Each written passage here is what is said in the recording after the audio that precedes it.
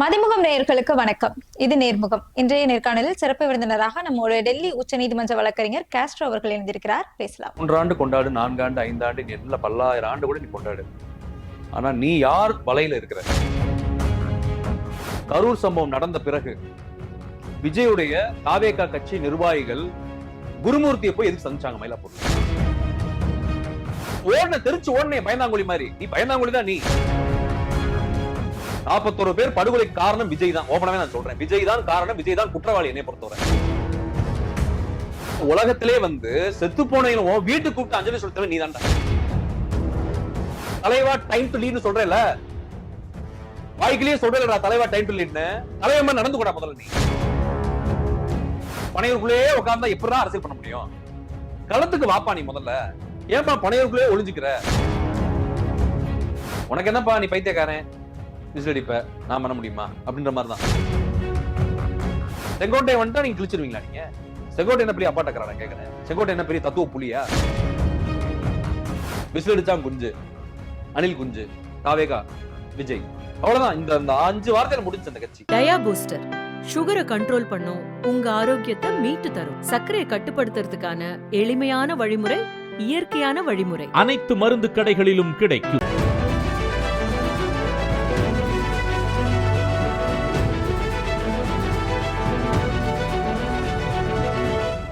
வணக்கம் சார். வணக்கம். வணக்கம். நேர்முகம் நிகழ்ச்சியில மீண்டும் சந்தித்ததுல ரொம்ப மகிழ்ச்சி. விஜய் அவர்களோட தாவேகா அந்த கட்சி இன்னைக்கு 3வது ஆண்டுல அடியெடுத்து வச்சிருக்கு.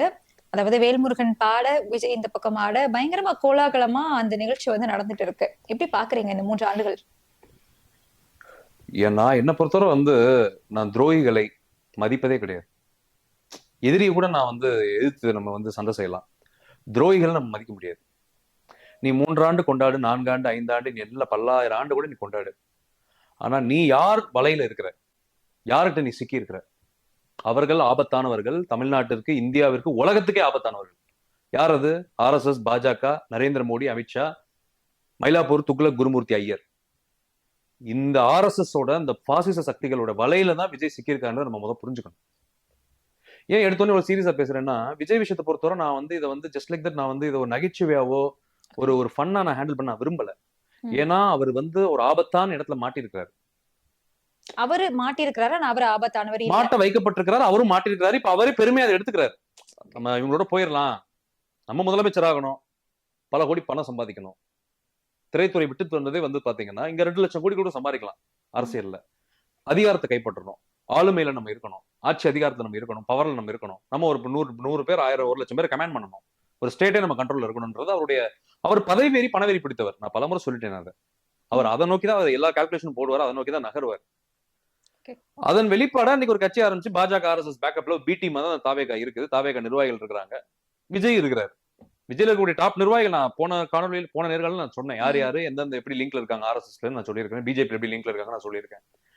இன்னைக்கு அவர் எத்தனை ஆண்டு கொண்டாடினாலும் தமிழ்நாட்டுக்கு நீங்க செய்த துரோகம் இருக்கு பாருங்க. இந்த தமிழக மக்கள், அப்பாவி, ஏழை, எளிய, ஒடுக்கப்பட்ட, தாழ்த்தப்பட்ட, பிற்படுத்தப்பட்ட, நலிந்த, விளிம்பினிலை சாமானிய மக்கள், அவங்களோட ரத்தத்தை உறிஞ்சுதான் நீங்க பல கோடியை சம்பாரிச்சு இன்னைக்கு ஒரு திரை நட்சத்திரமா வந்திருக்கிறீங்க.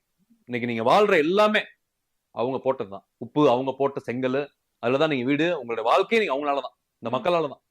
ஆனா இந்த மக்களுக்கு துரோகம் செய்யற மனசு உங்களுக்கு எப்படி வந்துச்சுன்னு என்னால ஏத்துக்க முடியல. என்னால ஜீரணிக்க முடியல. துரோகம் செஞ்சிருக்காரு அவர். மேடம், பாஜக RSS கைக்கூலியா ஒருத்தன் போனா துரோகம் தானே தமிழ்நாட்டுக்கு. அது பார்ப்பன கைக்கூலியா, 3% கும்பல், பிராமண கும்பல் கைக்கூலியா ஒருத்தன் போறானாலே தமிழ்நாட்டில் இருக்கக்கூடிய பெரும்பான்மை, பிற்படுத்தப்பட்ட, ஒடுக்கப்பட்ட, தாழ்த்தப்பட்ட, ஏழை, எளிய, நலிந்த, விளிம்பிலை சாமானிய மக்களுக்கு துரோகம் பண்ணணும் தானே அர்த்தம். இன்னைக்கு RSS பாஜக GST பாக்கி நிதி கொடுக்க மாட்டான், கல்வி நிதி கொடுக்க மாட்டான், மெட்ரோ கொடுக்க மாட்டான், வேலை வாய்ப்பு கொடுக்க மாட்டான், இடஒதுக்கீடு பிரச்சனை பண்றான். எந்த மத்திய அரசு பணிகளையும் தமிழர்கள் கிடையாது, மத்திய அரசு நிறுவனங்களையும் தமிழர்கள் கிடையாது. வங்கியில தமிழர் இருக்கானா? ரயில்வேஸ் தமிழர் இருக்கானா? எல்லாமே பாஜக RSS நரேந்திர மோடி, அமித்ஷா, பார்ப்பன கும்பல், 3% கும்பல் இருக்காங்க பாருங்க. அவங்க தமிழ்நாட்டுக்கு பண்றது எல்லாமே துரோகம் தான், கெடுதல் தான். அந்த கும்பல் கைக்கூலியா நீ மாறுறேன்னா நீ எவ்வளவு பெரிய ஆபத்தானவன்னு யோசிச்சு பாருங்க. இல்ல, கைக்கூலி அப்படிங்கறதே நீங்க ஒரு வழக்கறிஞர், எவிடன்ஸ் இல்லாம நீங்க எப்படி எவிடன்ஸ் பண்ண சொல்லுவாங்க உங்களுக்கு? கரூர் சம்பவம் நடந்த பிறகு விஜயுடைய தாவேகா கட்சி நிர்வாகிகள் குருமூர்த்தியை போய் எதுக்கு சந்திச்சாங்க மயிலாப்பூர்ல? சொல்லுங்க நீங்க. மயிலாப்பூர் துக்ளக் குருமூர்த்தி ஐயர் RSS சேர்ந்தவர். அவரை போய் எதுக்கு தாவேகா நிர்வாகிகள் எல்லாரும் போய் சந்திச்சாங்கன்னு எனக்கு பதில் சொல்ல சொல்லுங்க. நடந்ததா இல்லையா மயிலாப்பூர்ல? நடந்தது இல்ல. எதுக்கு போய் சந்திச்ச நீ? மயிலாப்பூர் குருமூர்த்தி ஐயர் நீ எதுக்கு சந்திச்ச? இந்த குருமூர்த்தி நான் தான் சொல்லுவேன்ல, உடம்புக்கு ஆகாது மிளகாய் காரம், ஊருக்கு ஆகாது அக்ரஹாரம். அந்த அக்ரஹாரத்திலே கரகோரம் தான் இந்த மயிலாப்பூர் துக்குல குருமூர்த்தி ஐயர். இந்த நபர் மாதிரி ஒரு மோசமான நபர் நீங்க உலகத்திலே பார்க்க முடியாது. இல்ல நீங்க சொன்ன அந்த டயலாக் அப்படிங்கிறது வந்து இதுக்கு முன்னாடி ஒரு 40 ஆண்டுகளுக்கு முன்னாடி அது பொருந்தும். இப்பயும் பொருந்தது இல்ல. 3% கும்பல் தான் இந்தியாவில் இருக்கக்கூடிய 97% அதிகாரத்தை கைப்பற்றி வச்சிருக்கான். தமிழ்நாட்டு அதிகாரத்துக்கு வர துடிக்கிறான். திராவிடத்தை உடைக்கணும், சிதைக்கணும்னு நினைக்கிறான். பெரியாரையும் அம்பேத்கரையும் மார்க்சியத்தை சிதைக்கணும்னு நினைக்கிறான். திமுக தான் நீ தமிழ்நாட்டுக்கு பாதுகாப்பாருன்னா இருக்கு, அதை சிதைக்கணும் உடைக்கணும்னு நினைக்கிறான். ஏன்? பார்ப்பனிய கருத்தியல், பார்ப்பனிய மேலாதிக்கம், பார்ப்பனர்கள் அதிகாரத்தை கொண்டு வரணும். இவனுங்க எல்லாம் சூத்திரனுங்க. ஓபிசி எஸ்சி எஸ்டி எல்லாம் பார்ப்பனர்களுக்கு RSS பாஜக வேலை பார்க்கணும், எல்லாமே சூத்திரன்.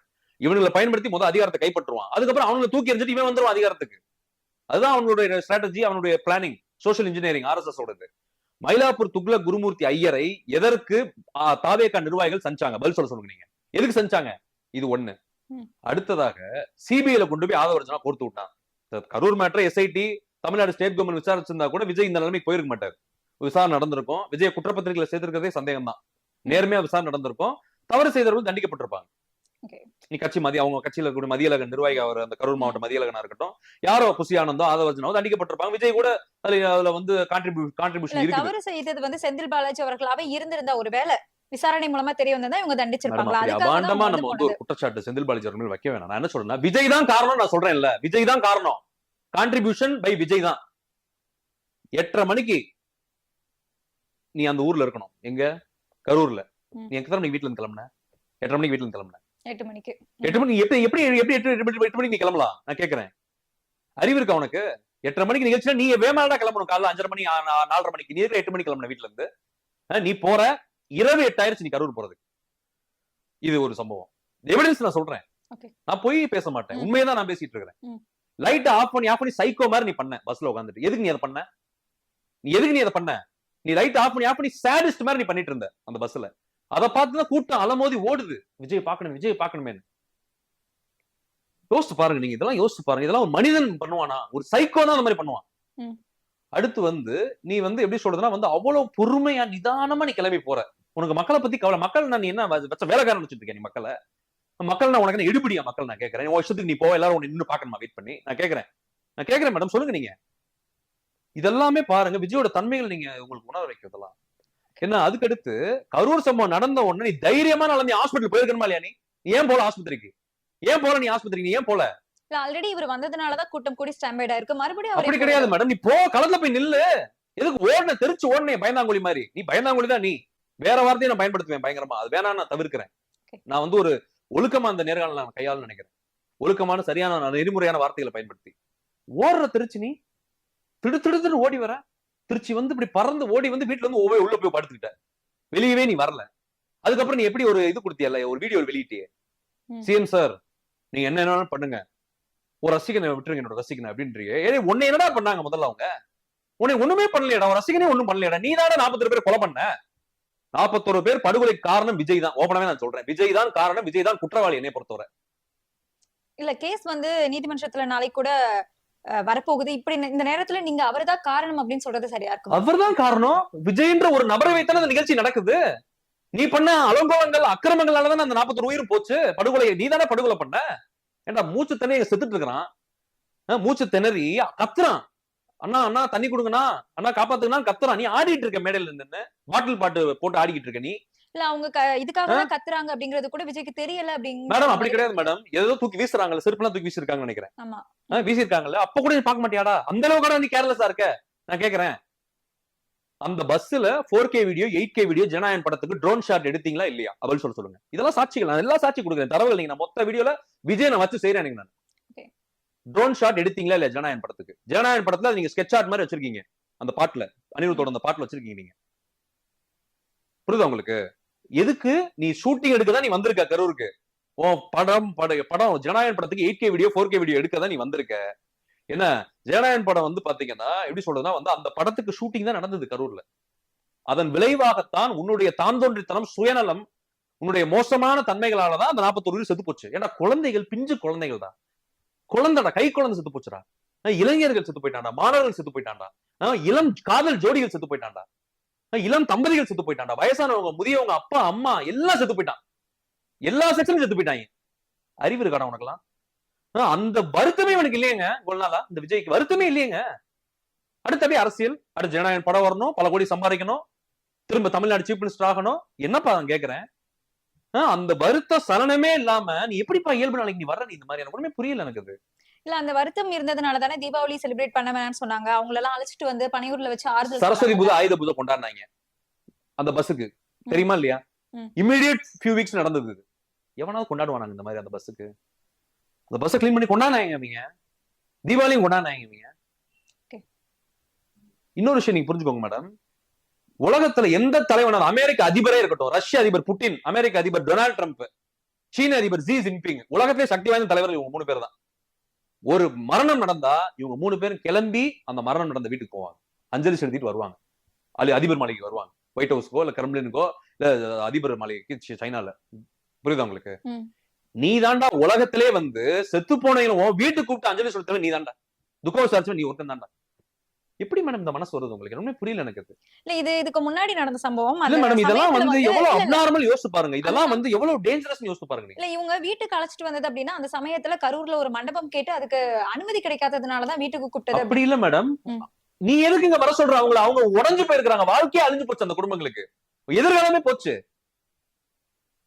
நீ எல்லாம் கிளம்பி போயிருக்கணும் கரூருக்கு, ஏன் போல? நான் கேட்கிறேன், ரொம்ப டைம் ஆனா கூட பரவாயில்ல, நீ போகணுமா இல்லையா கிளம்பி? அவங்க வரக்கூடாது, அது நல்ல நெறிமுறை இல்ல, நான் வர்றேன் கரூருக்கு, நீ போகணுமா இல்லையா? நீ ஏன் போல? இதெல்லாம் வந்து எனக்கு கொலை பதறது பேசுறப்ப எனக்கு. என்னடா இப்படியே ஒரு மனிதாபிமானமற்ற நீங்க? நான் கேட்கிறேன், ஏன்னா பல கோடி பணமோ உங்ககிட்ட அதிகாரமோ உங்ககிட்ட வந்து சொகுசு வாழ்க்கை இருந்தா, நீங்க திரை நட்சத்திரமா இருந்தா இந்த மாதிரிலாம் அட்டூழியம் பண்ணுவீங்களாடா? நான் கேட்கிறேன். நான் கொம்பு முளைச்சிருக்கா? நான் கேட்கிறேன் உனக்கு. அடுத்து நான் கரூர் போனோம்னா எனக்கு அந்த கிரீன் காரிடோர் வேணும், பிரதமருக்கு இணையான எனக்கு ஒரு புரோட்டோகால் வேணும். எந்த நடிகை எந்த தலைமை உலகத்துல இந்த மாதிரி பண்ண மாட்டான்டா. நீங்க தான் அப்படி வித்தியாசமா பண்ணிட்டு இருக்கீங்க. அடுத்து இன்னொரு விஷயம், விஜய் ரசிகர்கள் எல்லாம் பாத்தீங்கன்னா, எங்க புருஷன் செத்தாலும் பரவாயில்ல, அப்பா செத்தாலும் பரவாயில்ல, அம்மா செத்தாலும் பரவாயில்ல, தங்கச்சி செத்தாலும் பரவாயில்ல, என் குடும்பத்தை யார் செத்தாலும் பரவாயில்ல, விஜய் என்ன சேஃபா போயிட்டாருல சென்னைக்கு. ஏன்னா நீங்களா மனுஷங்கடா நீங்களா? ஏன்னா உன் பச்சிலும் குழந்தை செத்து போயிருக்கடா, உன் பிள்ளை செத்து போயிருக்கு, அந்த வருத்தம் இல்லைங்க விஜய் மேல அவ்வளவு பைத்தியமா ஏன்டா இருக்கிறீங்க? உலகத்துல எந்த ரசிகரும் இந்த மாதிரி கிடையாதுடா, மைக்கேல் ஜாக்சன் ஃபேன்ஸ் கூட இந்த மாதிரி கிடையாதுடா. உலகத்துல இருக்கக்கூடிய எந்த டாப் அப்படி ஒரு என்ன சொல்றது, ஒரு கிரேட் ஆக்டர்ஸா இருக்கட்டும், கிரேட் மியூசிஷியன்ஸா இருக்கட்டும், யார் ஃபேன்ஸுமே இந்த மாதிரி கிடையாது. இந்தியாலே எந்த ஆக்டர்ஸோட ஃபேன்ஸ் இந்த மாதிரி கிடையாதுங்க. இவ்வளவு சைக்கோபாத் மாதிரி, ஜாம்பிஸ் மாதிரி இருக்கானுங்க. இல்ல ஜாம்பிஸ்ங்கறத தாண்டி அந்த அளவுக்கு அன்பு விஜய் மேல வச்சிருக்காங்க. மேடம், அன்பு இருந்தா உன் பிள்ளை செத்து போனதான் நீ விஜய் அன்பா? நான் கேட்கிறேன். என் குழந்தை செத்து போட்டோம், என் புருஷன் செத்து போட்டேன், அப்பா அம்மா செத்து போட்டேன், தங்கச்சி அக்கா தம்பி அண்ணன் எல்லாம் செத்து போட்டோம், விஜய் என்ன தான் நல்லா இருக்காருல்ல, அது போதும் எனக்குன்னு பேசுறவே மனுஷனாவே. நான் கேட்கிறேன், என்ன அன்புன்றீங்க நீங்க?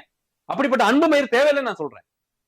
அப்படிப்பட்ட மனிதாபிமானமற்ற அன்பால என்ன பிரோஜனம் நான் கேட்கிறேன். நீங்களும் மனிதர்களா நான் கேட்கிறேன். அடுத்து விஜய் ஃபேன்ஸ் என்ன பண்றான், போலீஸை கடிச்சு வைக்கிறான். விஜய் வந்தா டயருக்குள்ள போய் விழுகுறான், வண்டியை கொண்டு போய் டயருக்குள்ள விடுறான், கரண்ட் கம்பத்துல தொங்குறான், டிரான்ஸ்பார்மர்ல தொங்குறான், வயரை புடிச்சு தொங்குறான், இபி பில்லு அந்த இபி இருக்கு பாருங்க, இபி போஸ்ட்ல போய் தொங்குறான். விஜயோட வண்டி போச்சுன்னா சைக்கிள்ல போனாலும் பின்னாடி ஓடுறான் கூட்டமா, கார்ல போனா டயருக்குள்ள ஓடுறான், பஸ்ஸுக்குள்ள போனா டப்புனு உள்ள பூடுறான். இதெல்லாம் என்னங்கடா நினைச்சிட்டு இருக்கீங்க நீங்க? என்ன நினைச்சிட்டு இருக்கீங்க நான் கேட்கிறேன். 2K கிட்ஸ் நீங்க என்ன அப்படி 2K கிட்ஸ் அப்படிதான் இருக்கான், ஜென்சி அப்படிதான் இருக்கான், 90s கிட்ஸ் அப்படிதான் இருக்கான். அப்படி என்னடா அவன் மேல உங்களுக்கு பைத்தியம்? நாளைக்கு நீ செத்து போயிட்ட, நிறைய விஜய் ஃபேன்ஸ் செத்து போயிருக்காங்க மாநாட்டுக்கு போய், அஞ்சலி செலுத்தல விஜய், துக்கம் விசாரிக்கல, பணம் கொடுக்கல, இழப்பீடு. தெரியுமா உங்களுக்கு? பாருங்க நீங்க. 20 லட்சம் கொடுத்திருந்தாங்களே கரூர் மேட்டர், 20 லட்சம் கொடுத்தாங்க. அது ஆதவர்ஜுனா கொடுத்த பணம். உங்களுக்கு 8 கோடி என்னமோ ஆதவர்ஜுனா ரெடி பண்ணி கொடுத்துருக்கான். லாட்டரியில பலாயிரம் கோடி அடிச்சிருக்கான், அந்த பணத்தை ஆதவர்ஜுனா கொடுத்துருக்கான். விஜய் கொடுத்தாரா? தன் கை காசு செலவு பண்றாரா விஜய் மாநாட்டுக்கு செலவு பண்றாரா? எல்லாம் பாஜக அரசு ஃபண்டிங் பண்ணுது, ஆதவர்ஜுனா ஃபண்டிங் பண்றான். விஜய் கை காசு செலவு பண்றாரா? நீ சொல்லுங்க. நீங்க எங்கேயா விஜய் செலவு பண்றாரா? தன் காசை சம்பாதிச்ச செலவு அவர் யாருக்கு எதுவும் செலவு பண்ண மாட்டாரு. அவங்க அப்பா அம்மா வந்து ஒரு புது வீட்டுக்கு போறாங்க, புதுமனை புகுவிழா, இவரை கூப்பிட்டுருக்காங்க, போகல. தாய் தந்தை நீங்க இப்படிதான் மதிப்பீங்களா? சொல்லுங்க நீங்க. இல்ல அது அவங்களுக்குள்ள இருக்கக்கூடிய கருத்து வேறுபாடா கூட இருக்கு. அப்படி கிடையாது மேடம், இதெல்லாம் ஓபன் பப்ளிக் டொமைன்ல இருக்குது. இவர் போகல. இவர் பர்சனல் லைஃப் பத்தி நான் பேசுறோம்ல, நான் தவிர்த்துறேன், எனக்கு தேவையில்லை. அதை நான் கண்ணியத்தோட நான் தவிர்த்துறேன். எனக்கு நீங்க ஏன் இப்படி இருக்கீங்க? சமூகத்தை ஏன் இப்படி சீரழிக்கிறீங்க? இவங்க ஃபேன்ஸ் பண்றது நீங்க பாருங்க மேடம், ஒன்னையும் எவ்வளவு அப்நார்மல் பிஹேவியர். ஏன்டா விஜய் வந்து சென்னை சிட்டில எங்க போனாலும் நீங்க இப்படி ஓடுறீங்க, கூட்டமா ஓடுறாங்க பின்னாடி வண்டி எடுத்துட்டு பைக் எடுத்துட்டு கார் எடுத்துட்டு இப்படியே போடுறாங்க பின்னாடி. ஹைவேஸ்ல போனா போய் டயருக்குள்ள விழுகிறாங்க. அடுத்து விஜயோட அந்த ஒரு ஃபேன்ஸ் நிறைய பேர்லாம் பாத்தீங்கன்னா ஆபாசமா பேசுறான், ரொம்ப ஆபாசமா வீடியோஸ் வெளியிடுறான், கொச்சையா பேசுறான். ஒருத்தன் அவங்கள வந்து யாராவது விமர்சனம் பண்ணா அவன் குடும்பம், பொண்டாட்டி, பிள்ளை, குட்டி, அவனுடைய வீட்டுல இருக்கக்கூடிய பெண்களை இழுத்து பேசுறது, அம்மா அப்பா இழுத்து பேசுறது, அக்கா தங்கச்சி இழுத்து பேசுறது, என்னடா பழக்கம் நான் கேக்குறேன். இல்ல இதெல்லாம் கட்டுப்படுத்துறதுக்கு விஜய் வந்து எந்த மாதிரியான நடவடிக்கை எடுக்கணும்? எந்த நடவடிக்கை விஜய் செய்ய மாட்டாரு. ஏன்னா விஜய்க்கு வந்து அனுபவம் கிடையாது, முதிர்ச்சி கிடையாது, அரசியல் அனுபவம் இல்ல, ஒழுக்க பண்புகள் கிடையாது. எப்படி இந்த தொண்டர்களை கைப்பற்ற வேண்டும், இவர்களை கையாள வேண்டும், இவர்களை நெறிமுறைப்படுத்த வேண்டும், வழிநடத்த வேண்டும் என்பது விஜய்க்கு சுத்தமா தெரியாது. அப்ப இவ எவ்வளவு டேஞ்சரஸ் எலமெண்டா இருக்காங்க. ஒரு உங்களுக்கு எதிரா வந்து திமுக அரசு, முதலமைச்சர் மு க ஸ்டாலின், துணை முதலமைச்சர் உதயநிதி ஸ்டாலின் எதுவுமே செய்யலடா உங்களுக்கு எதிரா, எந்த நடவடிக்கையுமே அவங்க எடுக்கலடா தமிழ்நாடு அரசு. ஆனா வெட்டுவேன், குத்துவேன், முதலமைச்சர் அப்படி பண்ணுவேன், படுகொலை செய்வேன் பேசினானுங்க. லான் நாடு ஸ்தம்பிக்கும், தமிழ்நாட்டுல மிகப்பெரிய கலவரம் நடக்கும், மிகப்பெரிய போராட்டத்தை நடத்துவோம், நேபாள் நடந்த மாதிரி, பங்களாதேஷ் நடந்த மாதிரி, ஸ்ரீலங்கா நடந்த மாதிரி நாங்க தமிழ்நாட்டுல பண்ணுவோம். ஏன்னா நீங்க பைத்தியமாடா, நீங்க சைக்கோவாடா நீங்களா? இல்ல இப்போ அவங்க பேசுறாங்க அப்படின்னா அதுக்கு வந்து மூல காரணமே விஜய் தான் அப்படின்னு எடுத்துக்கலாமா? ஏன்னா ஆரம்பத்துல நீங்க மேடம் நீங்க தான் கண்ட்ரோல் பண்ணணும், நீங்க தான் நெறிமுறைப்படுத்தணும். நான் என்ன சொல்றேன்னா விஜய் ரசிகர்களை வந்து விஜய் நான் என்ன சொல்றேன்னா பக்குவப்படுத்துங்க, அட்வைஸ் பண்ணுங்க, ஒழுக்க நெறிமுறையில கத்து கொடுங்க, நல்ல விஷயங்களை சொல்லுங்க. அவன் இந்த மாதிரி சைக்கோ மாதிரி பண்ண வைக்காதீங்க. நீங்க போயிருவீங்க, 10,000 கோடி சம்பாதிச்சிட்டீங்க, செட்டில் ஆயிருவீங்க. நீங்க இந்த வெளிநாட்டுல எங்கேயோ போய் லண்டன்ல கூட செட்டில் ஆயிருவீங்க. அவன் வாழ்க்கை நாசமாயிரும், நான் பதறேன். நம்ம அவன் நல்லதுன்னு சொல்றேன் நான் விஜய் ரசிகர்களுக்கு. ஏன்டா இந்த மாதிரி இருக்கீங்க நான் கேட்கிறேன். ஒரு ரஜினி ரசிகே இப்படி கிடையாது, எம்ஜிஆர் சிவாஜி ரசிகே இப்படி கிடையாது, கமல்ஹாசன் ரசிகே இந்த மாதிரி கிடையாது, அஜித் ரசிகே இந்த மாதிரி கிடையாது, நயன்தாரா, திரிஷா, எல்லா உலக நடிகர்கள் நீங்க எடுத்துக்கோங்க, ஷாருக் கான், அமிதாப் பச்சன், சல்மான் கான், அமீர் கான், எவ்வளவு நடிகர்கள் இருக்கிறாங்க இன்னைக்கு டாப்ல வந்திருக்காங்க. சிவகார்த்திகேயன் இருக்கிறாரு, எவ்வளவு நடிகர்கள் இருக்கிறாங்க இந்தியால. உங்களை விட பெரிய அப்பாட்டக்கள்லாம் இருக்கிறான் இந்தியால நடிகர்கள், நடிகைகள் இருக்கிறாங்க. ஏன்டா அவங்க ரசிகர்கள் இந்த மாதிரி பண்ண மாட்டாங்கடா? ஏன்டா நீங்க மட்டும் இப்படி பண்றீங்க? நான் உங்களுக்கு அட்வைஸ் தானே நான் பண்றேன். நீங்க சரியான வாழ்க்கைக்குள்ள வாங்கடா, படிங்கடா, வேலைக்கு போங்கடா, சம்பாதிங்கடா, குடும்பத்தை பாருங்கடா, பொழப்ப பாருங்கடா, வாழ்க்கையை சிறப்பா நடத்துங்கடா அப்படின்னு நான் சொல்றேன். ஏன்னா இதுல என்ன தப்பு இருக்குன்னு நான் கேட்கிறேன். அப்ப இவர் வந்து யார் கைக்கூலியா இருக்கிறாரு? டெல்லியில இவர் போயிருக்காரு என்கொயரி, சிபிஐ என்கொயரிக்கு. சிபிஐ என்கொயரியில இவர் மிரட்டப்படுறாரு. என்டிஏ கூட்டணிக்கு நீ வா, நான் தான் உன்னை அரசியல் இறக்கி விட்டோம், நாங்க தான் இறக்கி விட்டோம், RSS பாஜக தான் இறக்கி விட்டோம், மோடி அமித்ஷா, நீ எங்க கூட்டணிக்குள்ள வரணும், என்டிஏக்குள்ள வரலன்னா நான் உன்னை சும்மா மட்டும் இப்ப நெருக்கிட்டு இருக்கிறாங்க. இப்ப பேரம் படியாம இழுபறில போயிட்டு இருக்குது.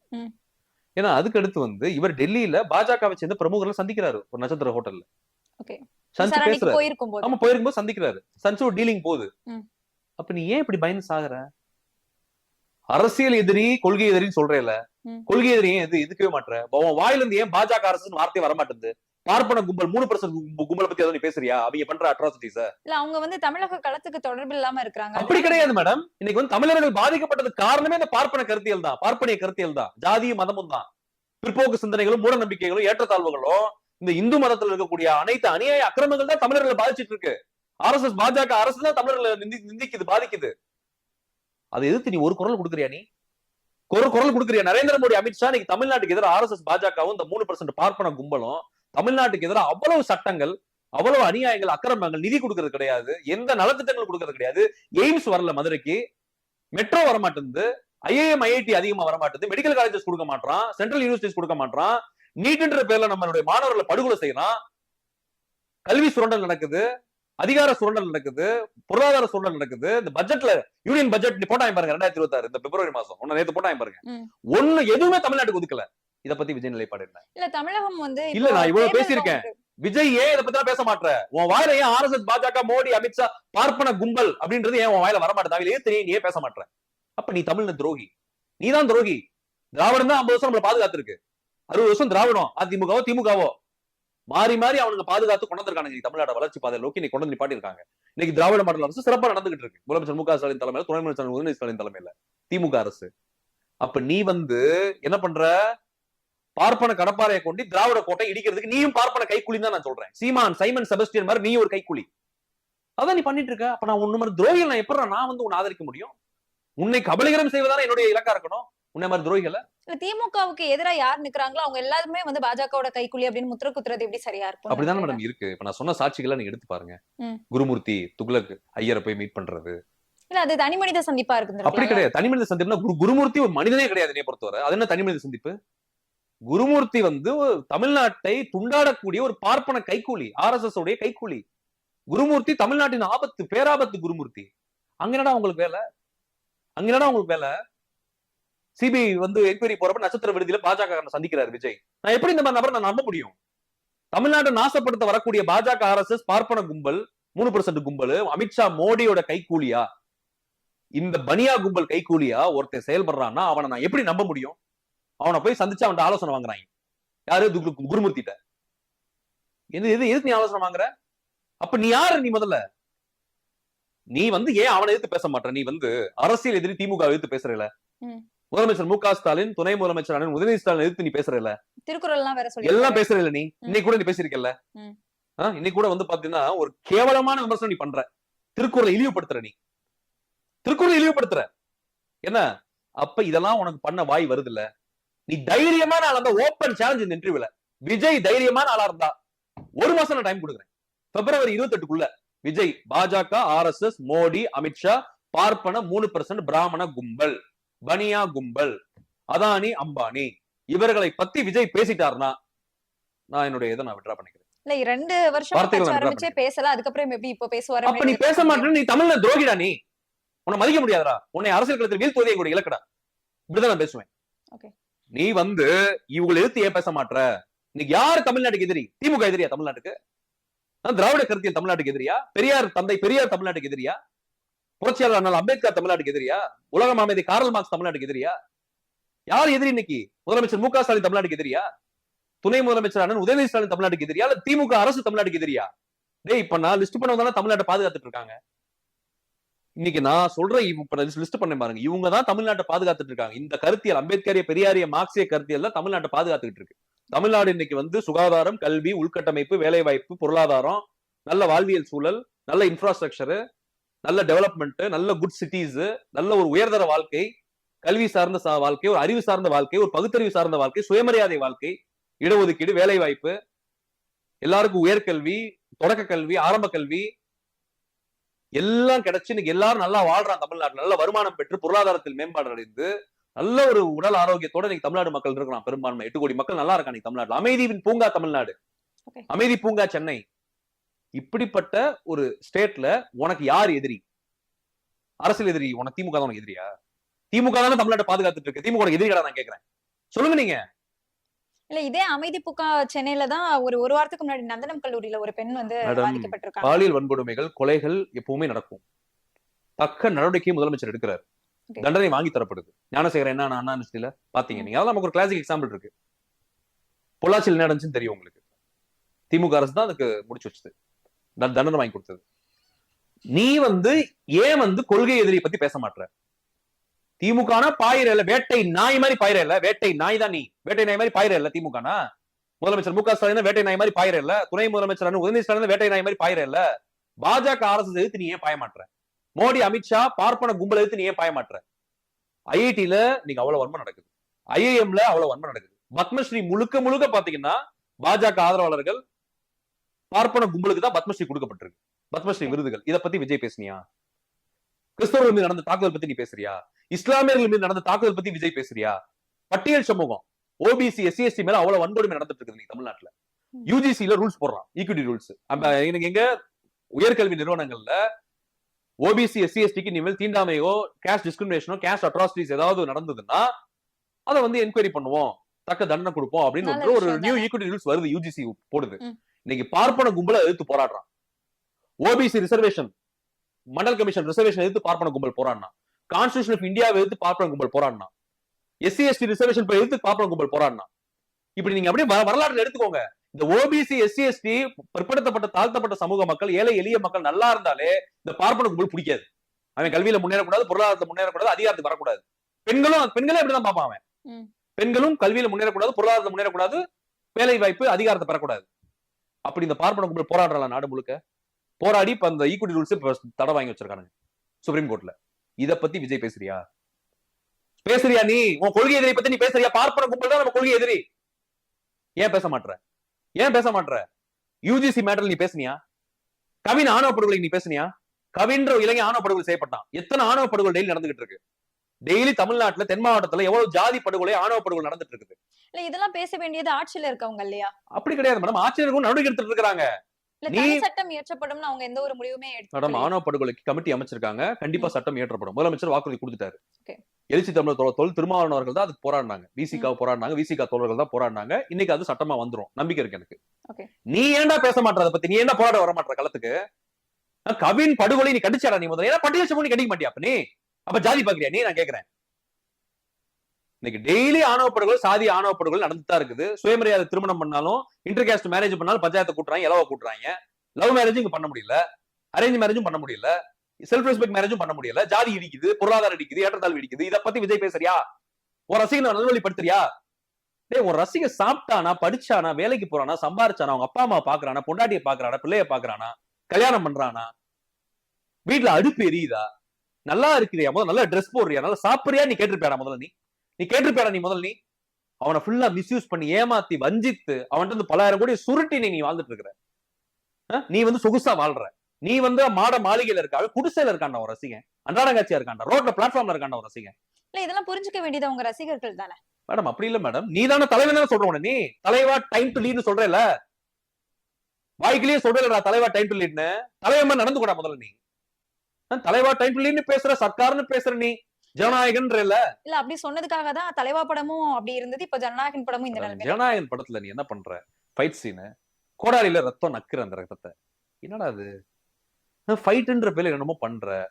சும்மா நீ வசனங்கள், நீ எல்லா நடிகரும் பேசுறான், வசனங்கள் எல்லாருமே பேசுறாங்க. பாலகிருஷ்ணா உன்னையோட பேசுவார் பயங்கரமா. பகவன் கேசரி படம் அந்த ரீமேக் தான் ஜனநாயகன். நீ வன்முறையை அப்படி கொண்டு போய் பூத்துற ஒரு ரசிகன்ட்ட, அப்ப அவன் ஒரு வன்முறைக்காரனா மாறுவான். அவன் ஒரு அடிதடி கலவரம் கேங்ஸ்டர் மாதிரி மாறுவான். ஆயுதம் எடுத்து ஆயுதத்தால சாவான். நீ ஹீரோவா இருந்தாலும் நீ அந்த மாதிரி தான் ப்ரொஜெக்ட் பண்ணிக்கிற உனே. நீ ஒரு பெரிய இது மாதிரி, நீ களத்துல நீ ஹீரோவான முதல்ல. நீ திரையில 1000 பேர் ஹீரோவா இருப்பான்டா, களத்துல ஹீரோ இருங்கடா முதல்ல. பகத்சிங் மாதிரி இருங்கடா களத்துல, அவன் தானே ஹீரோ. எத்தனையோ போராளிகள் இருக்காங்கடா, அவங்க தானே ஹீரோ. பிரபாகரன் இருக்கிறாரு, பிடல் காஸ்ட்ரோ, சேகுவேரா, ஹோச்சிமீன். உலகத்துல எவ்வளவு மாசை தூங்கு. இந்த இந்தியாவிலே எத்தனையோ பேர் இருந்தாங்க. காந்தி இருந்தாரு, பெரியார் இருந்தாங்க, அம்பேத்கர் இருந்தாங்க, இந்த உலகத்துல மார்க்ஸ் இருந்தாரு. எவ்வளவோ உலக போராளிகள் இருக்கிறான், ஆபிரகாம் லிங்கன், எத்தனையோ பேர் இருந்து சொல்லிட்டே போலாம் அந்த லிஸ்ட். நீ களத்துல முதல் போராளியா இருடா. படத்துல நீ போராளியா இருக்காது, அது போலிடா. அது கேமரா முன்னாடி ஷூட்டிங்டா. அது மேக்கப் போட்டு யாருனாலும் நடிப்பாங்க. ஏன்ட்ட கொடுத்தா கூட நான் நடிப்பேன் நான் படத்துல.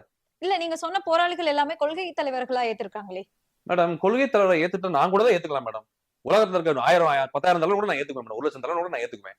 செயல்ல நீ என்ன பண்ற? ஃபீல்டுல மக்கள் போராட்டத்துக்கு வர மாட்டேன், மக்களை சந்திக்க மாட்டேன், களத்துல இந்த வேலையை பார்க்க மாட்டேன், மக்களை சந்திக்க மாட்டேன், ஃபீல்டு இறங்கி போராட மாட்டேன், ஒரு பிரச்சாரம் பண்ண மாட்டேன், களப்பணிகள் பண்ண மாட்டேன், ரோட்டுக்கு வர மாட்டேன், வீட்டுக்கு போக மாட்டேன், மக்களை பார்க்க மாட்டேன். பனையூருக்குள்ளேயே உட்கார்ந்தா எப்படிதான் அரசியல் பண்ண முடியும்? களத்துக்கு வாப்பா நீ முதல்ல. ஏன்பா பனையூருக்குள்ளேயே ஒளிஞ்சுக்கிற? எனக்கு ஒண்ணுமே புரியல. இப்ப ஜெயலலிதா அம்மா போயஸ் கார்டன்ல இந்த அரசியல் பண்ணாங்க. அவங்க உடல்ல சரியில்லை, அவங்க முதுமையில இருந்தனால அவங்க அதை பண்ணாங்க. நீதான் படத்துல தாம் தூம் குதிக்கிறல, போய் ஸ்டுடியோல பிலிம் செட்ல போய் குதிக்கிறல டாம் தூம். நீ களத்துக்கு வா. ஏன்டா வரமாட்ட களத்துக்கு? பனையூர் பங்களாவே நீ ஜெயலலிதா, நீ போயஸ் கார்டன் அப்படின்னு நினைச்சுக்கிறியா? நான் இன்னொரு ஆண் ஜெயலலிதா. ஜெயலலிதா அம்மையார் எப்படி போயஸ் கார்டன் வீட்டுக்குள் இருந்து அரசியல் செய்தார், அதே மாதிரி நான் பனையூர் வீட்டுக்குள் இருந்து பங்களாக்குள்ள இருந்து அரசியல் பண்றியா? தம்பி நீ இந்த தம்பி ஒண்ணு புரிஞ்சுக்கோப்பா விஜய். நீ எம்ஜிஆரும் அண்ணாவும் ஜெயலலிதாவும் நீயும் ஒண்ணு கிடையாது முதல்ல. அவங்க வேற, நீ வேற. அவங்க சகாப்தம் சாதித்தவர்கள், முதலமைச்சர்கள், தலைவர்கள். 1000 விமர்சனம் அவங்க மேல இருந்தாலும் அவங்க வேற, நீ வேற தம்பி. கண்ணா புரிஞ்சுக்கோடா விஜய். அவங்க நீ ஒண்ணு கிடையாதுடா. எம்ஜிஆரும் ஜெயலலிதாவும் அண்ணாவும் அவங்களாம் தலைவர்கள், சகாப்தங்கள், சாதித்தவர்கள். நீ தத்துக்குட்டி அரசியல் குழந்தை. நீ இப்பதான் பிறந்திருக்கிற. நீ அரசியல்ல நீ அவங்கள மாதிரி வேலை பார்த்தாதான் நீ அண்ணாவோ எம்ஜிஆராவோ ஜெயலலிதாவோ மாற முடியும். நீ வேலையே பார்க்க மாட்டேற. அதான் நான் சொல்லிட்டு இருக்கேன் உங்ககிட்ட.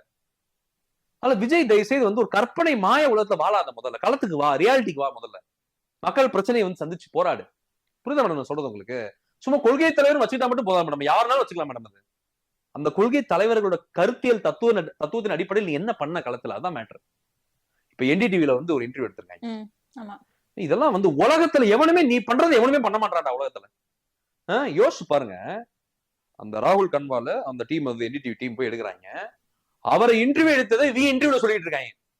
எனக்கு அசிங்கமா இருக்குது ஜெர்னலிஸ்ட் நினைக்கிறப்ப. இந்த ஜெர்னலிசம் நினைக்கிறப்ப கோடி மீடியா, இந்த ப்ராஸ்டியூட் மீடியா எவ்வளவு கேவலமா போயிடுச்சு பாருங்க. டேய் விஜய் இன்டர்வியூ எடுத்தது நீ என்ன சொல்லிட்டு இருக்கிற?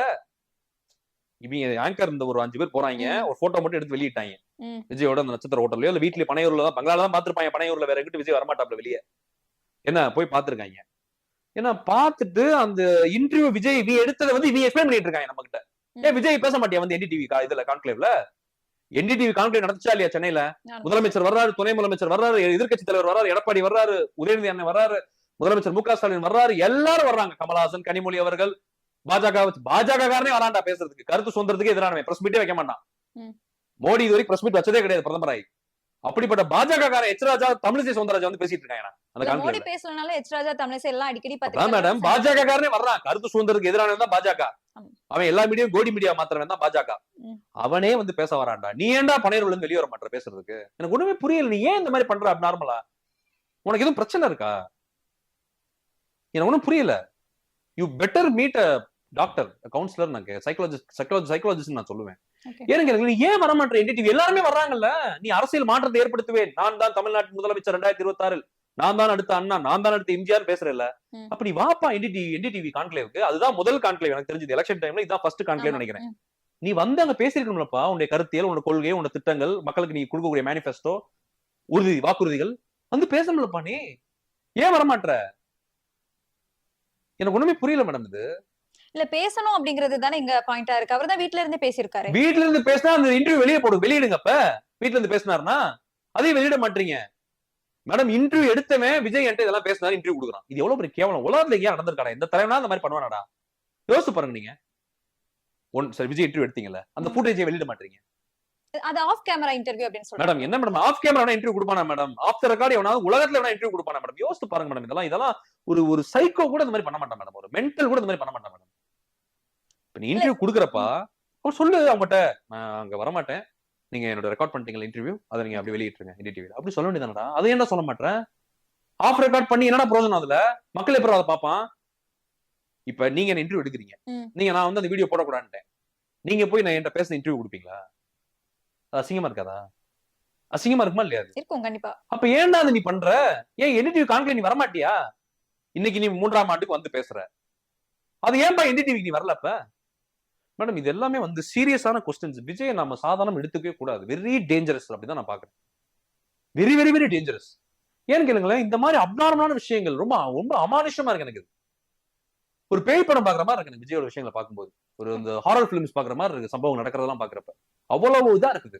இவர் ரசிகர்கள் நடத்துற விதம், இவர் பண்ற விஷயங்கள், பாஜக அரசோட ஒரு கைக்கூலியா போறது, குருமூர்த்தி ஐயரை போய் மீட் பண்றது, மயிலாப்பூர் தூக்குல குருமூர்த்தி ஐயரை RSS பாஜக மீட் பண்றது, மோடி அமித்ஷாவோட அந்த டைப் பண்றது, அடுத்து வந்து ரசிகர்களை மிஸ்யூஸ் பண்றது, ரசிகர்களை கைட் பண்ணாம இருக்கிறது.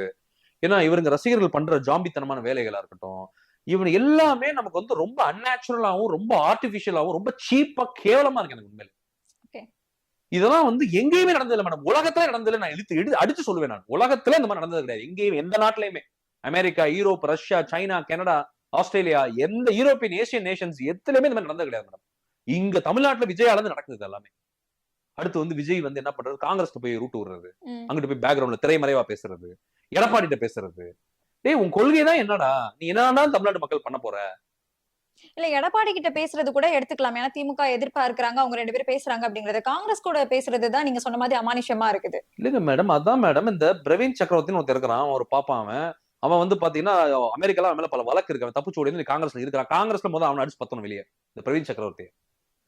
புரியுதா உங்களுக்கு? அப்புறம் இந்த ஜோதிமணி, மாணிக்கம் தாக்கூர் அவங்க கத்திட்டு இருக்கானுங்க. இந்த திமுக கூட்டணி உடைக்க பாக்குறானுங்க. ஏன்னா அந்த ஆதவர்ஜனா பெரிய சதி பண்ணிட்டு இருக்கான். விஜய் கொண்டு போய் எங்கிட்ட கோர்த்து விடணும், சிபிஐல கோர்த்து விட்ட மாதிரி வேற எங்கேயோ ஒரு கூட்டணியில கோர்த்து விடணும் பாக்குறான். ஏடிஎம்கேயும் ட்ரை பண்றான், காங்கிரஸும் ட்ரை பண்றான். திமுக கூட்டணியை சிதைக்க பாக்குறானுங்க. இது எல்லாமே RSS பாஜக அசைன்மெண்ட் தான்டா. 3% பார்ப்பன கும்பல் அசைன்மெண்ட் தான்டா. அதுக்கு தானே நீங்க ஒர்க் பண்றீங்க. இது வந்து காங்கிரஸ்க்கு தெரியாதா? இது வந்து RSS தான் தாவேகாவை. மேடம் அதைத்தான் நான் சொல்றேன். காங்கிரஸும் இழுத்துக் கொள்ள வேண்டும். விஜய் நீங்க நம்பாதீங்க, ஆதவர்ஜனாவை நம்பாதீங்க, நாசமா போயிருவீங்க. நீங்க ஆல்ரெடி நாசமா போயிட்டீங்க. இந்தியாவில் நீங்க அதிகாரத்திலே நீங்க இல்ல, தூக்கி தொடர்ச்சி எரியப்பட்டிருக்கீங்க. 10-15 வருஷமா இல்ல ஆட்சியில நீங்க. 100 MP என்னமோ திமுக தேவால வந்திருக்கு, இந்தியா கூட்டணி தேவால. தயவு செய்து விஜயோட ஆதவர்ஜனோட சேர்ந்து கொலநாசம் ஆயிருவோம், சர்வநாசம் ஆயிருவீங்க நீங்க. அதனால வந்து இவங்க பண்றது எல்லாமே ஆபத்தான அரசியலா இருக்கு. தமிழ்நாட்டுக்கு, தமிழர்களுக்கு, பிற்படுத்தப்பட்ட, ஒடுக்கப்பட்ட, தாழ்த்தப்பட்ட சிறுபான்மையினர்கள் எல்லாருமே தமிழர்கள் தான். தமிழ்நாட்டுல முஸ்லீம், கிறிஸ்டினா தான் தமிழன் தான். ரொம்ப அப்நார்மலா இருக்குது. அடுத்து இந்த விஜய் வந்து முக்கியமா பெண்கள் எதிராக இருக்கிற வன்முறை பத்தி பேச மாட்டாரு, பட்டியல் சமூகத்துக்கு எதிராக நடக்கூடிய வன்முறை பத்தி பேச மாட்டாரு, பிற்படுத்தப்பட்ட சமூகத்துக்கு எதிராக நடக்கூடிய வன்முறை பத்தி பேச மாட்டாரு. இஸ்லாமியர்கள், கிறிஸ்தவர்கள், சிறுபான்மையினர்கள் எவ்வளவு இந்தியாவில் தாக்கப்படுறாங்க, எப்படி அட்டாக் பண்ணப்படுறாங்க, அவங்க எப்படி வந்து வேற மாதிரி நடத்தப்படுறாங்கன்றத பத்தி அவர் பேச மாட்டாரு. ஆர்எஸ்எஸ் பாஜக பார்ப்பன கும்பல் எவ்வளவு இவங்க இந்த செக்ஷனை தான் வஞ்சிக்குது. ஆர்எஸ்எஸ் பாஜக பார்ப்பன கும்பல் இப்ப ஜென்சியும் வஞ்சிக்கிறாங்க. ஜென்சி 2K கிட்ஸ் யாருமே பாஜக ஆர்எஸ்எஸ் பார்ப்பன கும்பல் தப்பிக்க முடியாது. எல்லாரையும் நாசமாக்குறான். இத பத்தி விஜய் வாய் திறந்திருக்க எனக்காவது? திறந்திருக்கேடா நீ வாயை திறந்திருக்கேடா எனக்காவது? நீ இன்னைக்கு திமுக அரசு இருக்கனாலதான், திராவிட மாடல் அரசு இருக்கனாலதான் ஏதோ தமிழை வண்டியை ஓடிக்கிட்டு இருக்கான், பொழைச்சிக்கிட்டு இருக்கான். ஏதோ வண்டி ஓட்டினான். புரியுது அவங்களுக்கு? ஒரு முன்னேற்ற பாதையில வாழ்க்கை போயிட்டு இருக்கு. கல்வி, பொருளாதாரம், வேலை வாய்ப்பு, நல்ல ஒரு சுகாதாரம், உள்கட்டமைப்பு, நல்ல வசதிகள், நல்ல ஒரு லைஃப் ஸ்டைல்னு. அதையேண்டா நீ சிதைக்க பாக்குற? அப்ப நீ பார்ப்பன கடப்பார தானே? சைமன் செபஸ்டியன் சீமான் சொன்ன மாதிரி நீ ஒரு பார்ப்பன கடப்பார தானே விஜய்? இங்க விஜய்க்கு வந்து இவ்வளவு பண்றாங்க, ஆர்எஸ்எஸோட கைக்குலி இந்த மாதிரி எல்லாம் சொல்றாங்க. இருந்தாலுமே மக்கள் செல்வாக்கு விஜய்க்கு வந்து அதிகமா இருக்கு அப்படின்னு சொல்லிட்டு பல கருத்து கணிப்புகளை நம்மளால பார்க்க முடியுது. மேடம், விஜய்க்கு வந்து ஒரு 5-6% ஓட்டு வரும். தமிழ்நாடு முழுக்க சைக்கோக்கள், சைக்கோபாத்து, சீரியல் கில்லருங்க, அது ஜாம்பிஸ். விஜய் ரசிகர்கள்லாம் இந்த கேட்டகரி தான். இந்த மாதிரி தான் இருக்கு, சிந்திப்பானுங்க, அவன் இந்த மாதிரி தான் செய்வானுங்க. இவனுக்கு எல்லாம் ஒரு 5 லட்சம் பேர் இருக்கலாம். தொகுதிக்கு ஒரு 1000-2000 ஓட்டு இருக்கும். அவ்வளவுதான் வேற ஒண்ணுமே கிடையாது. நீங்க விஜய் மாநாடு போட்டா ஒரு 5 லட்சம் 10 லட்சம் பேர் திரள்றாங்க. தமிழ்நாடு முழுக்க திரள்றாங்க இல்ல, அதுதான் ஓட் பேங்க். மக்கள் ஓட்டு போட மாட்டாங்க. இல்ல வீட்டுக்கு ஒரு ஓட்டு அப்படின்னு பார்த்தா கூட 2.5 கோடி வாக்குகள் வந்துரும். திமுக விட அதிகமா வந்துரும். ஏதாவது ஒண்ணு கணக்கு சொல்லுவாங்க மேடம். இந்த சில ஜாதி அமைப்புகள் எல்லாம் சொல்லுவாங்க, ஏன் ஜாதி 10 கோடி இருக்கான், ஏன் ஜாதி 30 கோடி இருக்கான் அப்படின்னு. டேய், தமிழ்நாடு பாப்புலேஷன் 8 கோடி தான்டா. அந்த மாதிரிதான் இவங்க சொல்றது. இங்க ஒரு 2 கோடி, அங்க ஒரு 2 கோடி, இங்க ஒரு 2 கோடினா மொத்தம் விஜய்க்கு ஓட் பேங்க் 15-20 கோடி இருக்கா? தமிழ்நாடு பாப்புலேஷன் 2 கோடி தான், 8 கோடி தான்டா முதல்ல. அதுல 7.5 கோடி 6.5 கோடிக்கு தான் ஓட்டிங் கெபாசிட்டி இருக்கு. 6.5 கோடி ஓட்டு. புரியுது உங்களுக்கு? இவங்க ஏதாவது சைக்கோ மாதிரி பேசிட்டு இருப்பாங்க. இதெல்லாம் சீரியஸா எடுத்துக்காதீங்க. 5-6% ஓட்டு வரும். எம்எல்ஏ சீட்ஸ் வராது. விஜய் நின்னால் படுதோல்வி தான் அடைவார். வெற்றி பெற வாய்ப்பு இல்லை. ஆட்சி அதிகாரத்துல நீங்க கைப்பற்ற மாட்டாங்க. தாவேகாவோ விஜய் முதலமைச்சர் அதெல்லாம் வாய்ப்பே இல்லை, நடக்கவே நடக்காது. கனவுல கூட நடக்காது. புரியுது உங்களுக்கு? இவங்க ஓட்டிங் கெபாசிட்டி இவ்வளவுதான், 5-6%. மேக்சிமம் நீங்க சொல்ற மாதிரி பெரிய புரட்சியே நடந்தா கூட 10% வரும். 10% அதுக்கு மேல போகாது விஜய்க்கு. எம்எல்ஏ சீட்டா ஒரு சீட்டு கூட கன்ஃபார்ம் ஆகாது. பல தொகுதிகளை டெபாசிட்டே வாங்க மாட்டாங்க. டெபாசிட் எந்த தொகுதியிலுமே வாங்க மாட்டாங்க. பல தொகுதி எந்த தொகுதியும் டெபாசிட் வாங்க போறது இல்ல. 234 தொகுதியிலும் டெபாசிட் வாங்க மாட்டாங்க. முதல் விஜய் கேண்டிடேட் நிக்கிறாருன்றது சந்தேகம் தான். அது ஆர்எஸ்எஸ் பாஜக தான் முடிவு பண்ணணும். மோடி, அமித்ஷாவும், மயிலாப்பூர் துக்ளக் குருமூர்த்தி ஐயரும் பார்ப்பன கும்பல் தான் முடிவு பண்ணுவாங்க விஜய் கேண்டிடேட் நிக்கணுமா வேணாமான்றது. தமிழ்நாடு சீஃப் மினிஸ்டர்லாம் விஜய் ஆகவே முடியாது. அதுக்கு விஜய்க்கு தகுதியும் கிடையாது. முதல்ல அந்த மாதிரி விஜய் பெரிய புரட்சியாலும் பெரிய தலைவெல்லாம் ஒண்ணும் கிடையாது. பெரிய அப்படியே மக்கள் அப்படியே விஜய் தான் ஓட்டு போகணும் அப்படி மக்கள்லாம் ஒன்னும் காத்துட்டு இல்லை தமிழ்நாட்டுல. புரியுதா உங்களுக்கு? இந்த மாநாட்டுக்கு ஒரு 10 லட்சம் 5 லட்சம் பேர் கூடுறாங்க. 10 லட்சம் ரொம்ப அதிகம். 5 லட்சம் பேர் கூடுறாங்க பாருங்க. இந்த ஜாம்பிஸ் கும்பல், சைக்கோபாத், இந்த சீரியல் கில்லர்ஸ்ங்க, சைக்கோபாத் கும்பல் கூடுறாங்க பாருங்க. இந்த ஜாம்பிஸ் வந்து ஒரு தொகுதியில இருப்பான், ஸ்கேட்டர் ஆயிருப்பான். 234 தொகுதியிலையும் இவன் போய் ஓட்ட போடுவான். அவன் குடும்பத்துல முன்னாடி பிள்ளை போட சொல்லுவாங்க. இல்ல போடலன்னா விஷம் வச்சு கொண்டு வருவாங்க. இல்ல அதுதான் என்ன வேணாலும் செய்வானுங்க அவனுங்க. அப்படி நம்ம தான் ரொம்ப கேர்ஃபுல்லா இருக்கணும். இந்த மாதிரி ஒரு மோசமான கும்பல் தான் அவனுங்க. அதெல்லாம் என்ன பண்ணுவாங்கன்னா இவனுங்க ஓட்ட போட்டு இவனுக்கு வந்து அதான் கன்சாலிடேட் பண்ணா 6-10% வரும். அவ்வளவுதான். மத்தபடி விஜய் வெற்றியெல்லாம் பெற வாய்ப்பே கிடையாது. எம்எல்ஏ சீட்ஸா மாறாது. சீஃப் மினிஸ்டர் ஆஃப் தமிழ்நாடு வர முடியாது. இல்ல நம்ம திமுக வந்து என்னதான் திட்டங்கள் கொண்டு வந்தாலுமே, அவங்க மாசம் 1000 ரூபாய் கொடுத்துட்டு இருந்தாலும் அதுக்கு எதிராக வந்து எடப்பாடி பழனிசாமி வந்து 2000 ரூபாய் கொடுக்குறேன்னு சொன்னாலுமே இந்த 5 ரூபாய் விசில் இருக்கு இல்லையா, 5 ரூபாய் டாக்டர் மாதிரி, அதுதான் ஜெயிக்கும் அப்படின்னு சொல்றாங்களே. எனக்கு என்னன்னா உயிரை வாங்குறானுங்க தாவேகா தொண்டனுங்க. இந்த விஜய் ரசிகனுங்க வந்து எல்லா ஏரியாலும் இந்த விசில், அந்த விசில் விலையை தயவு செய்து ஏத்துங்கடா. 1 லட்சம் வைங்கடா விசில் விலையை. அப்பதான் அவனுக்கு வாங்க மாட்டானுங்க. அணில் குஞ்சுங்க, இந்த அணில் குஞ்சுங்க என்ன பண்றானுங்கன்னா அந்த விசில வாங்கி அடிச்சுக்கிட்டே இருக்கானுங்க ரோட்ல. எனக்கு காது கிளியுது. நம்ம வீட்டு பக்கம் வந்து அடிச்சு விசில விடிய விடிய அடிக்கிறான்.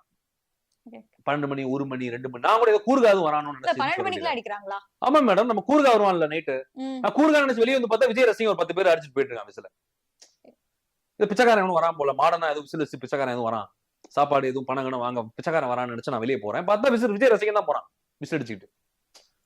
இப்ப நான் நினைச்சேன் பிச்சைக்காரங்க தான் புதுசா விசில் எடுத்துட்டாங்க போல கையில அப்படின்னு நினைச்சேன் நான். இப்ப விசில் அடிச்சா ஈஸியா எல்லாரும் வெளியே வந்துருவாங்க, வாங்குற பிச்சையை வாங்கிட்டு போலாம் அப்படின்னு விசில கண்ட்ரோல் எடுத்துட்டாங்கன்னு நினைச்சேன் நான். பார்த்தா விஜய் ரசிகன் தான் அந்த மாதிரி பண்ணிட்டு இருக்காங்க. அதுல வந்து இப்ப விசில் வந்து கொடுத்தது என்பது அது யாரு கேட்டாலும் எந்த சின்ன கேட்டாலும் தேர்தல் ஆணையத்தை கொடுத்துருவாங்க. அதுவும் பாஜக ஆர்எஸ்எஸ் பேக்கப் இருக்கப்ப அவன் என்ன விரும்புறாங்க கொடுத்துருவாங்க. எப்படி சைமன் செபஸ்டியன் விவசாய சின்னத்தை கொடுத்தாங்கல்ல, விசில் கொடுத்துட்டாங்க. அந்த விசில வச்சு இவங்க பண்ற அலும்பு தாங்க முடியல. அதை போட்டு அடிச்சு, அதுவும் இந்த பெண்கள் நடந்து வர்றாங்க, கூட்டமா வர்றாங்கன்னா அங்க போய் விசில் அடிக்கிறது. அது ஈவ்டீசிங் கிடையாதா? அது பெண்கள் வாக்குகளை கவர் பண்றது இல்ல மேடம். கவர் பண்றது இவன் வாக்க கவர் பண்ணல, அந்த பிள்ளைய கவர் பண்ண பாக்குறான். புரியுதா உங்களுக்கு? அங்க போயிட்டு வந்து விசில் அடிக்கிறான், ஈவ்டீசிங் பண்றான், இது போப்பன பண்றாங்க மேடம், ராகிங் பண்றாங்க மேடம் விசில் வச்சுக்கிட்டு. சொல்ல புரியுதா உங்களுக்கு? ஒரு 10 பெண்கள் வர்றாங்கன்னா போயிட்டு அங்க விசில வந்து வீன்னு அடிச்சுக்கிட்டு அந்த பொண்ணு கிட்ட போய் டிஸ்டர்ப் பண்ணா அது ஈவ்டீசிங் ராகிங்கா இல்லையா? ஹராஸ்மெண்டா இல்லையா? செக்ஷுவல் ஹராஸ்மெண்ட் மாதிரி தானே அது? சொல்லுங்க நீங்க. ஹராஸ்மெண்ட் தானே அது? பண்றாங்க பண்றாங்க. இது ஏன் அந்த மாதிரி பண்றீங்கன்னு உங்களுக்கு புரியல. சின்னத்தை கொடுத்தாங்கன்னா மக்கள்கிட்ட போய் சின்னத்தை கொண்டு போய் சேரு. எலெக்ஷன் கேம்பெயின் வரும்ல, பிரச்சாரம், அன்னைக்கு போய் விசில் அடி. ஓட்ட போட சொல்லு, சின்னத்தை கொண்டு போய் மக்கள்கிட்ட சேரு, உன்னை யாரு தடுக்க போறது இல்ல. எதுக்கு பைத்தியக்கார மாதிரி கூட்டத்துல போய் விசில் அடிச்சுக்கிட்டு இருக்க? பொம்பளை பிள்ளை இடத்துல போய் விசில் அடிக்கிற, மக்கள் வாழக்கூடிய இடத்துல விசில் அடிக்கிற, ஒரு ரெஸ்டாரண்ட், ஒரு சினிமா தியேட்டர், எங்க பார்த்தாலும் விசில் அடிக்கிற, ரோட்ல விசில் அடிக்கிற, வீட்டுல விசில் அடிக்கிற, சாலைகள் விசில் அடிக்கிற, பைத்தியமா நான் கேக்குறேன். இல்ல இதுக்கு முன்னாடியே தாவேக்கான் கத்துறதே அந்த மாதிரி விசில் அடிக்கிற மாதிரி தான் இல்ல இருக்கும். அதுதான் மேடம், நீங்க ஏன் அந்த சைக்கோ மாதிரி அப்நார்மலா பண்றீங்க? நீங்க மனிதர்களா இல்ல சைக்கோவா இல்ல இது மெண்டல் ஹாஸ்பிட்டல் மனநல காப்பகம் எதுவும் போகணுமா? நான் கேக்குறேன். நீங்க விசில் சின்னம்னா அதை எப்படி நெறிமுறையோட அதை ப்ராப்பரா கொண்டு போய் மக்கள்கிட்ட சேர்க்கிற வேலையை நீங்க பாருங்க. நான் மாற்று கருத்து இல்ல. சைக்கோ மாதிரி ஏன் பண்றீங்கன்னு நான் கேக்குறேன். இப்ப ஒண்ணு இல்ல மேடம், போறது வர்றான், ஜென்டில்மேன் மாதிரி வர்றான், டப்புன்னு சட்டையை கிழிச்சு போட்டு ஆடினா நீங்க என்ன பண்ணுவீங்க? ஷாக் ஆயிருவீங்கல்ல? அது மாதிரிதான் விஜய் ரசிகனுக்கு தாவேகா அணில் குஞ்சுகள். ரசிகர்கள் ஜென்டில்மேன் மாதிரி வர்றான், டப்புன்னு விசில் அடிச்சு சைக்கோ மாதிரி ஆயிடுறான், நமக்கு பயமாயிருது, நம்ம திருச்சி ஓடுறோம். நிர்வாகிகளுமே பேட்டியில வந்து விசில் அடிச்சுக்கிறத நம்மளால பார்க்க அதான் முடியுது. மேடம், சைக்கோக்கள் மணல்ல காபத்துல இருக்க வேண்டியவர்கள், கீழ்பாக்கத்துல இருக்க வேண்டியவர்கள் இந்த மாதிரி தான் பண்ணுவாங்க. நம்ம தான் அதை பார்த்து கேர்ஃபுல்லா இருந்துக்கணும் எப்பவுமே. நம்ம இவங்க அப்படிதான் இருக்காங்க. இப்ப எப்படி இருக்குன்னா, உனக்கு என்னப்பா நீ பைத்தியக்காரன் விசில் அடிப்ப, நான் பண்ண முடியுமா அப்படின்ற மாதிரிதான் இவங்க எல்லாம். அப்படிதான் விஜய் ரசிகனுங்க அந்த தாவேகா அணில் குஞ்சுல அந்த மாதிரிதான். அதான் அணில்கள் தொல்லை தாங்க முடியல. அதான் பெரிய இப்ப தமிழ்நாட்டின் பெரிய பிரச்சனையா இப்ப அணில்கள் எமர்ஜ் ஆயிருக்காங்க. அது விசிலடிச்சாங்க குஞ்சு, விசிலடிச்ச அணில்கள் பெரிய டிராபேக் இப்ப தமிழ்நாடு. சொல்லிடக்கூடாது அப்படின்னு விஜய் ஒரு இதுல சொல்லி இருந்திருப்பாரு. மேடம், அணில் குஞ்சுகள் விசிலடிச்சாங்க குஞ்சு, விசில் சின்னம் அணில் குஞ்சுகள், அணில் குஞ்சுகளின் தக்கூரி தலைவன், தக்கூரி அணில் குஞ்சு விசில் முடிஞ்சு, அவ்வளவுதான். இவங்க லட்சணம் என்னன்றதை நீங்க புரிஞ்சுக்கோங்க. முடிச்சுட்டீங்க தாவேகாவை. ஆமா மேடம், சிம்பிளா சொல்லிட்டேன் நானு. தற்கூரி தலைவன், அணில் குஞ்சுகள், விசில், விசில் அடிச்சாங்க குஞ்சு, அணில் குஞ்சு, தாவேகா, விஜய், அவ்வளவுதான். இந்த 5 வார்த்தையில முடிஞ்சு அந்த கட்சி. இவங்க கொள்கை கிடையாது, தத்துவம் கிடையாது, கோட்பாடும் கிடையாது, எதுவுமே கிடையாது. இவங்க பாடு ஏதாவது பண்ணிட்டு இருப்பாங்க. இதனால தமிழ்நாட்டுக்கு ஒரு சல்லி பைசா கூட பிரயோஜனம் கிடையாது. இதான் உண்மை. என்னால இப்ப நான் என்ன சொல்றேன், அந்த சின்னம் கொடுத்தனால பெரிய புரட்சி நடக்க போகுது. விசில் அடிச்சா உனக்கு ஓட்டு போட்டுருவாங்கல்ல? டேய், விசில் அடிச்சா ஓட்டு போட்டுருவாங்க உனக்கு. நீ வேலை களத்துல இந்த வேலையும் பார்க்க மாட்ட, மக்களை சந்திக்க மாட்ட, போராட மாட்ட, தத்துவமும் இல்லை உனக்கு, கொள்கை கோட்பாடு கிடையாது. செங்கோட்டை வந்துட்டா நீங்க கிழிச்சிருவீங்களா? நீங்க செங்கோட்டை என்ன பெரிய அப்பாட்டக்கறா? நான் கேட்கிறேன், செங்கோட்டை என்ன பெரிய தத்துவ புலியா? செங்கோட்டை என்ன பெரிய அப்படி நேர்மையான அரசியல்வாதியா? செங்கோட்டையன் வச்சுக்கிட்டே அதிமுக ஆட்சி ஊழல் ஆட்சின்ற அந்த ஆட்சியில தான் செங்கோட்டை அமைச்சரா இருந்தாரு. அப்ப ஊழலை சேர்த்துக்கிட்டியா கட்சியில்? நீ லாட்டரி மாட்டின் பல கோடி கொள்ளையடிச்சிருக்கான், திருட்டு பைய, ஹேபிச்சுவல் கிரிமினல் அஃபெண்டர், அவனை கட்சியில சேர்த்திருக்கிற. ஏழைகளை சுரண்டவங்க எல்லாருமே. வாச்சாத்தி வன்கொடை மேல செங்கோட்டையனோட பங்கு இருக்குது. பழங்குடியின மக்கள் ஹராஸ் பண்ணப்பட்டாங்க, செக்ஷுவல் ஹராஸ்மெண்ட், ரேப் நடந்தது. செங்கோட்டையன் அதுக்கு மூலகர்த்தா, வனத்துறை அமைச்சர் 1999-96 ஜெயலலிதா பீரியட்ல. அப்ப நீ கிரிமினல்ஸ் தானே கூப்பிட்டு கட்சியில் வச்சிருக்க. ஊழல்வாதிகள், அயோக்கியம், கிரிமினல், காட்டாட்சி கொடுத்தவன், கேவலமான அரசியல்வாதிகள், வக்கர அரசியல்வாதிகள், செங்கோட்டை மாதிரி ஆளதான் நீ வச்சிருக்கிற கையில உங்க கட்சியில. இப்ப நீ என்னடா பேசுற அதிமுக பத்தி நான் கேக்குறேன். கரெக்டா நான் சொல்றது லாஜிக்கலா? புஷியானது ஒழுங்கா பார் நடத்துறாரு. புஷியானது பாண்டிச்சேரியில பாரு ஊத்தி கொடுக்குறாரு, எல்லாருக்கும் இளைஞர்கள் மாணவர்கள் ஊத்தி கொடுக்குறாரு. புஷி பார்ன்னு இருக்குது பாண்டிச்சேரியில, சரக்கு விற்கிற ஒரு புஷியானது. அப்ப நீ புஷியானந்த கட்சியில வச்சிருக்கல, அப்ப நீ என்ன சரக்கு பத்தி பேசுற? மதுவிலக்கு பத்தி நீ என்ன பேசுற? போதை கஞ்சா பத்தி நீ என்ன பேசுற? நீங்க பெரும்பான்மை இந்த தமிழ் சமூகத்துல இன்னைக்கு பாத்தீங்கன்னா போதை கஞ்சாக்கு புழக்கமாயிருக்கிறான், பழகுறான், அதுல அடிக்ட் ஆயிருக்கிறான். அதை பத்தி விஜய் கண்டிச்சிருக்கியா? என்னுடைய ரசிகர்களே போதையை தொடாதீங்க, ரசிகர்களே கஞ்சாவை தொடாதீங்க, சிகரெட்டை தொடாதீங்க, தவறான பழக்கவழக்கத்தை வச்சுக்காதீங்க, விபச்சாரம் பண்ணாதீங்க சொல்றியா?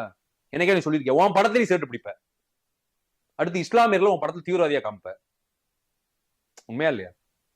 உன் பேரை ஜோசப்னு போட மாட்டேன், கிறிஸ்டியன்ஸ்க்கே நீ எதிரானவன்.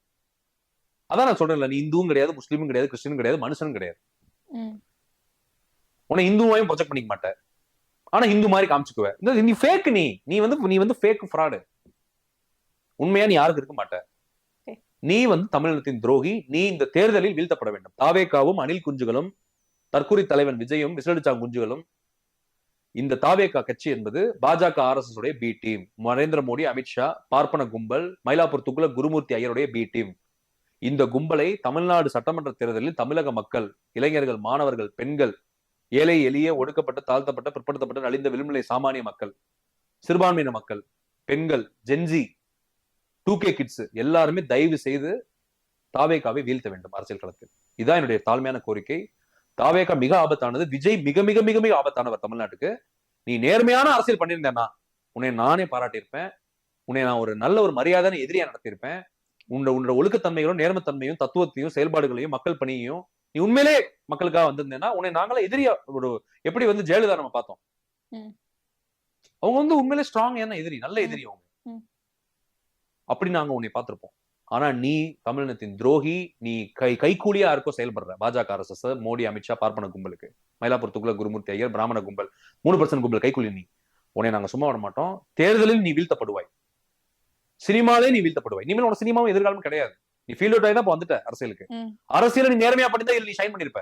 ஓப்பனா சொல்றேன், நீ நேர்மையா அரசியல் பண்ணிருந்தேன்னா உறுதியா எம்ஜிஆர் அண்ணாவா மாற முடியும், மாற்றுக்கிறது கிடையாது.